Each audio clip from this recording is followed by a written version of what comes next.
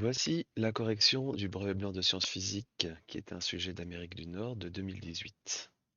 On nous parle de la conservation du lait, et en effet, on nous dit que c'est une source de calcium et de vitamines. Le lait est un aliment complet, mais c'est un produit fragile. Dès la traite, on instaure une chaîne de froid pour le conserver. Donc, la chaîne du froid, c'est-à-dire qu'on le met au frigo et dans des camions frigorifiques. Donc, on nous donne à la partie 1 l'étude physico-chimique du lait. Le lait est un mélange, une émulsion de matières grasses, des lipides dans l'eau. Les lipides, globalement, c'est les graisses. Et une émulsion, c'est comme l'huile dans le vinaigre quand vous faites une vinaigrette, euh, un petit peu, ou surtout quand vous faites une mayonnaise. Donc, dans le document 1, on nous donne des informations sur le lait étudié, des caractéristiques, pour 100 grammes de lait. Et on voit le pH de 6,4, la masse volumique 1,032 kg par litre, l'activité biologique de 0,99, et on nous dit que l'activité biologique, plus elle est proche de 1, plus il y a risque de développement de micro-organismes. On nous donne des masses de sels minéraux, de protéines, de lipides, de glucides, et on nous dit que dans 100 grammes de lait, il y a 87,5 grammes d'eau. On nous demande d'indiquer la composition atomique de la molécule de lactose. Pour ça, dans le document 1, on nous donne la formule chimique du lactose, ici. Et donc, on va lire la formule chimique. Il y a C12, donc 12 atomes de carbone, H22, donc 22 atomes d'hydrogène, et O11, 11 atomes d'oxygène. Question 2. D'après la réglementation sanitaire européenne, la conservation des produits alimentaires est autorisée à température ambiante quand l'une des trois conditions suivantes est vérifiée.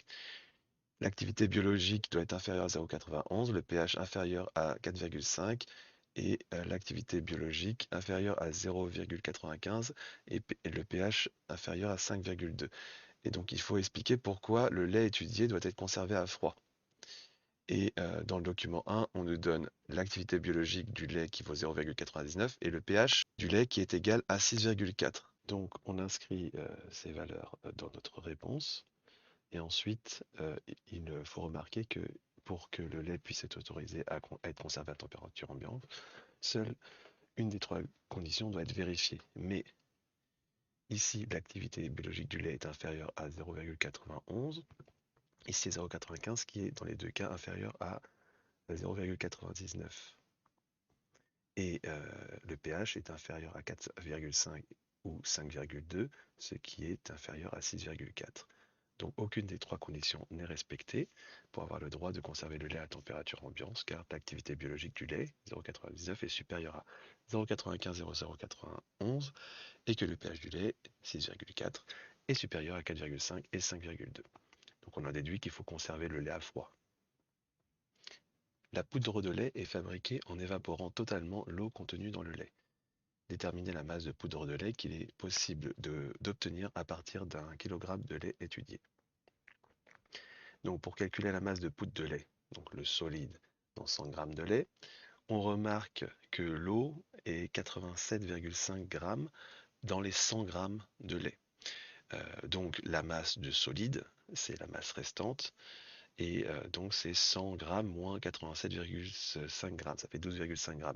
On peut également faire la somme des masses des solides, 4,7 g de glucides, 3,8 g de lipides, 3,2 g de protéines et 0,8 g de sels minéraux.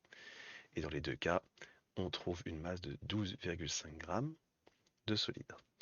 Donc ça c'est dans 100 g, et dans 1 kg, c'est-à-dire 1000 g en convertissant, c'est proportionnel. On va avoir 12,5 g de solide dans 100 g de lait, donc dans 1000 g de lait, on mettra bien dans la même colonne des 100 g de lait, on va avoir une masse de poudre qu'on va appeler petit m, et donc on va faire un produit en croix, une règle de 3, la proportionnalité, 1000 g fois 12,5, le produit des deux valeurs qu'on connaît sur une diagonale, divisé par la dernière valeur que nous avons, 100 g, et donc nous avons 1000 fois 12,5 divisé par 100, cela nous donne la masse petit m de 125 g. Et on marque une phrase de conclusion, il est possible d'obtenir donc 125 g de poudre de lait à partir d'un kilogramme de lait étudié. On fabrique de la poudre de lait à partir d'un litre de lait étudié. Expliquez sans calcul si la masse de poudre de lait obtenue est inférieure, identique ou supérieure à la valeur trouvée à la question 3.1, donc précédemment. La masse volumique du lait, nous pouvons la trouver dans le document 1, elle est de 1,032 kg par litre, donc de 1032 kg de, de lait.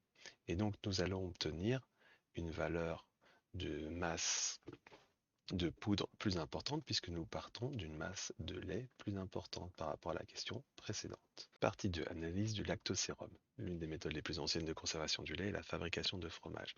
Le lait cru subit alors une chaîne de transformation que nous pouvons voir dans le document 2. Il faut séparer la phase aqueuse du lait, donc la phase aqueuse, la phase liquide avec de l'eau, appelée lactosérum, du caillé. Le caillé est ensuite traité séparément pour être transformé en fromage.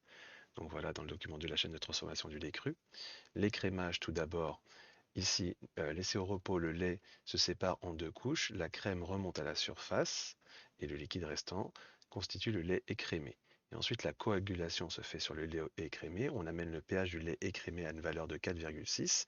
Un solide insoluble dans l'eau se dépose au fond du récipient, c'est le caillé. Le liquide qui surnage est appelé lactosérum. Il est constitué d'eau, de lactose, de sels minéraux et de quelques protéines solubles dans l'eau. En exploitant le document 2, expliquez pourquoi on peut faire l'hypothèse que le lactosérum est acide. Dans le document 2, la partie sur la coagulation, on nous explique qu'il faut amener le pH du lait à une valeur de 4,6. Donc, on peut faire l'hypothèse que le lactosérum est acide car son pH est inférieur à 7. En utilisant le document 3, proposez un protocole expérimental permettant de prouver la présence d'ions chlorure dans le lactosérum. On pourra formuler la réponse sous forme de texte et ou de schéma. Donc dans le document 3, on nous indique que les ions chlorure sont mis en évidence avec une solution de nitrate d'argent et on obtiendra un précipité blanc noircissant à la lumière. Donc nous allons d'abord faire un protocole sous la forme d'un texte. Nous allons faire un test caractéristique des ions chlorure à l'aide d'une solution de nitrate d'argent, document 3. À l'aide d'une pipette, on prélève le lactosérum et on place dans un tube à essai. À l'aide d'une autre pipette, on ajoute quelques gouttes d'une solution de nitrate d'argent, document 3, dans le tube à essai. Nous observerons la formation d'un précipité blanc. Nous exposerons le tube à essai à la lumière d'une lampe UV pendant quelques minutes ou au soleil pendant une durée plus longue, jusqu'à observer le noircissement du précipité. Donc sous la forme d'un schéma, on place un titre, on fait le schéma au crin papier à la règle, schéma du test caractéristique des ions chlorure Cl- dans le lactosérum. On prélève dans le tube du lactosérum qui est donc placé au fond du tube à essai. On rajoute du nitrate d'argent. On obtient un précipité blanc.